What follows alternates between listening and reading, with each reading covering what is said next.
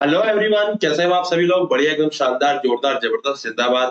तो आज मैं आपके सामने एक ऐसा वीडियो लेकर आया हूँ बच्चों, जिसमें हम बात करने वाले हैं कि पक्का सिलेक्शन कैसे हो सकता है। मतलब हम लोग ऐसी कौन सी चीजों के ऊपर काम करें कि हमारा सिलेक्शन 100% पक्का हो जाए, और किन चीजों को हमको अवॉइड करना है, किन चीजों को हमको ध्यान देना है, उन सब चीजों के ऊपर बात करने वाले हैं।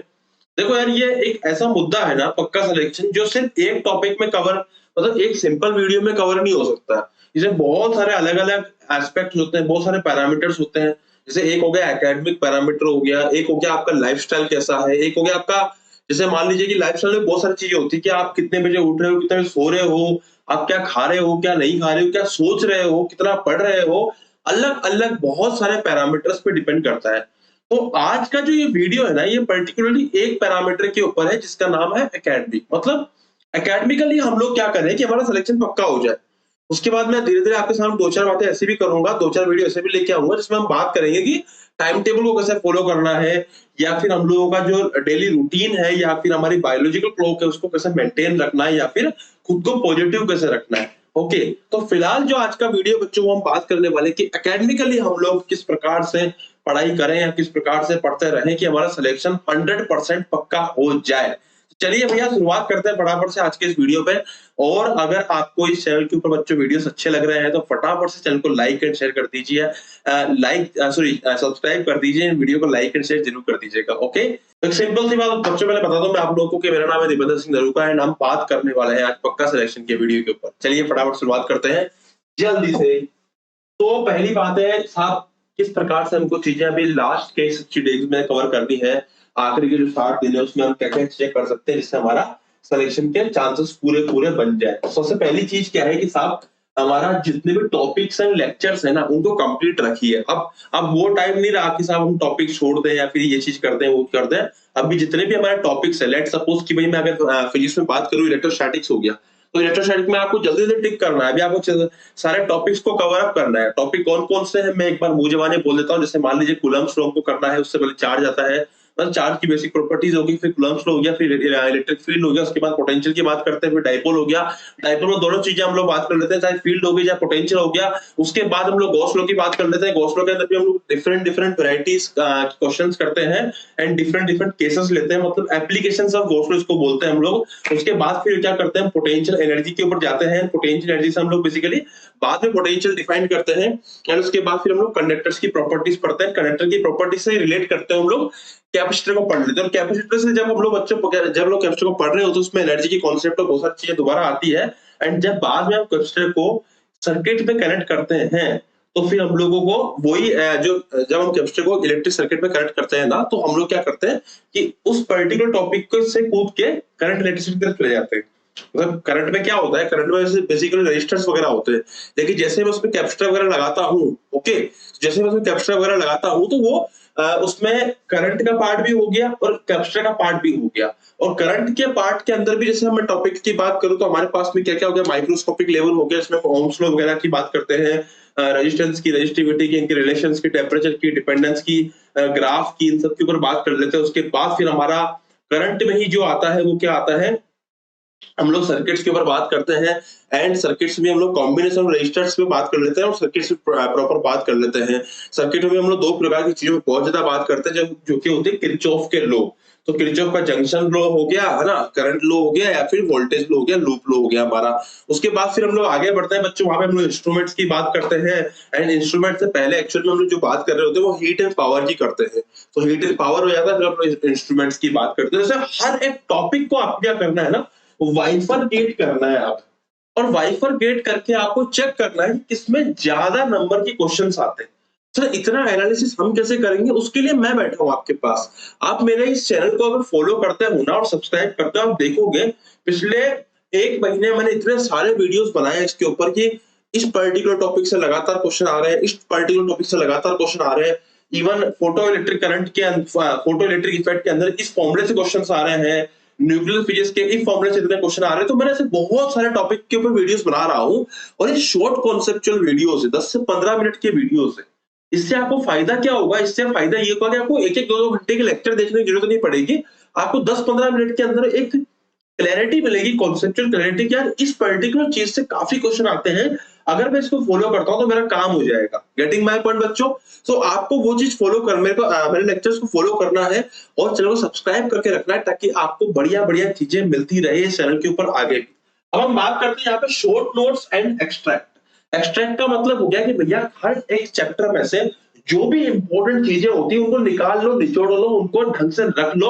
और शॉर्ट नोट्स बनाने का मतलब ये नहीं होता कि जैसे मान लीजिए कि हम लोग काइनेमेटिक्स स्टार्ट कर दी, अब काइनेमेटिक्स में हम लोग शुरू से लेके एंड तक जितने भी आइटम आते सबके नाम लिख लिए और सबके फॉर्मूला लिख लिए, नहीं भैया। जिनसे ज्यादा क्वेश्चन आते हैं ना उनको ज्यादा लिखना है, मतलब उनको ऊपर लिखना है। जिनसे कम आते हैं उनको लो प्रायोरिटी पे लिखना है, ये बहुत इंपॉर्टेंट है। तो it is very very important. Short notes में जनरली लोग गलतियां क्या करते हैं ना कि सब कुछ लिख लेते हैं। अबे सब कुछ नहीं लिखना, सब कुछ शॉर्ट करके लिख लेते हैं, नहीं, सब कुछ शॉर्ट करके नहीं लिखना।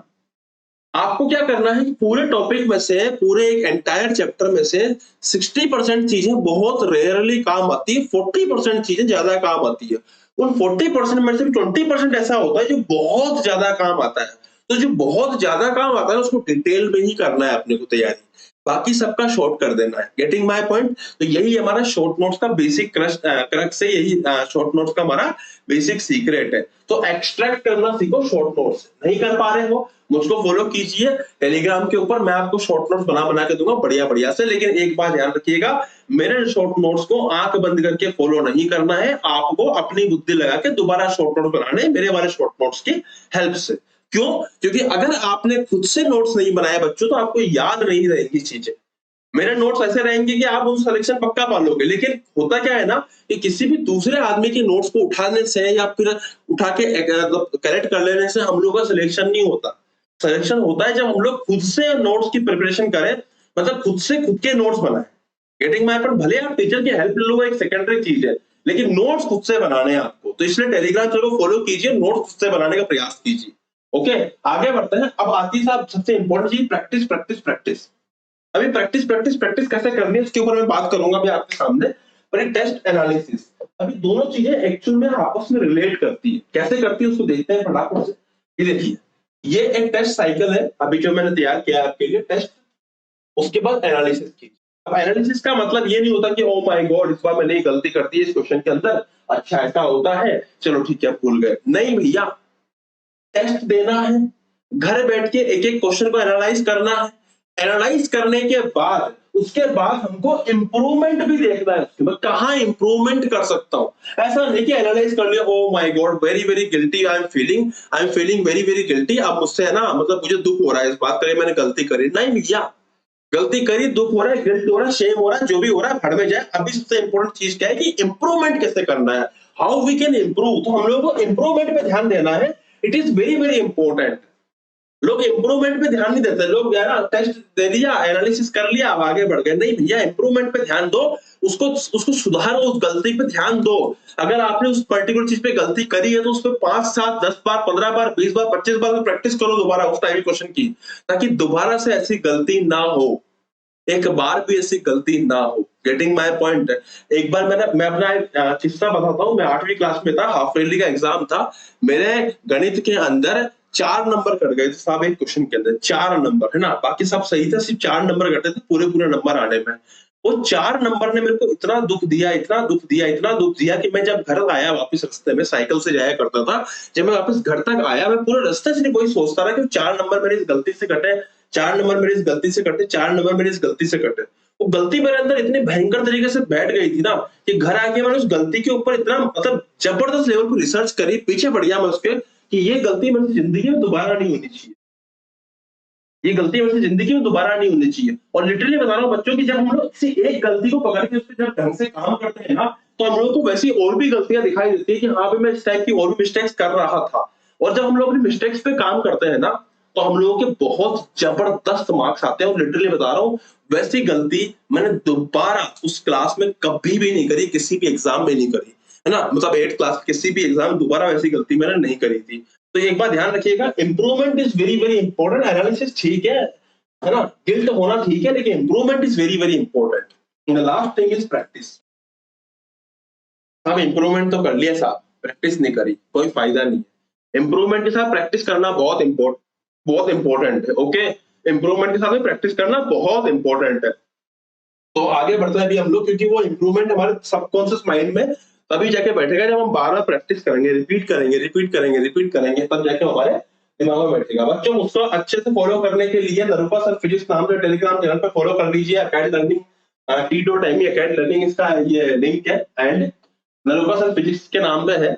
बाकी मेरा इंस्टाग्राम पे हैप्पी फिजिक्स बाय नरूपा सर भी है, आप उसको फॉलो कर सकते हो। यहाँ पे आपको टिप्स एंड ट्रिक्स मिलती रहती है एंड शॉर्ट वीडियोस मिलते रहते हैं। बाकी फॉलो करके रखिए, बहुत मजा आएगा। बहुत अच्छे से पढ़ रहे हैं हम लोग, बहुत जबरदस्त प्रकार से हम लोग यहाँ पे धूम मचा रहे हैं। So thank you so much. और अगर वीडियो अच्छा लगा तो प्लीज वीडियो को लाइक कर दीजिएगा, शेयर कर दीजिए, सब्सक्राइब कर दीजिएगा चैनल को, एंड घंटी के साथ कीजिएगा ताकि लोगों आपको नोटिफिकेशंस मिलते रहे। और ऐसे और भी आपको वीडियोस चाहिए तो प्लीज कमेंट बॉक्स में जल्दी से बताइए मुझे किस प्रकार के आपको वीडियोस चाहिए। Thank you so much. Happy learning. जय हिंद, जय भारत। Thank you.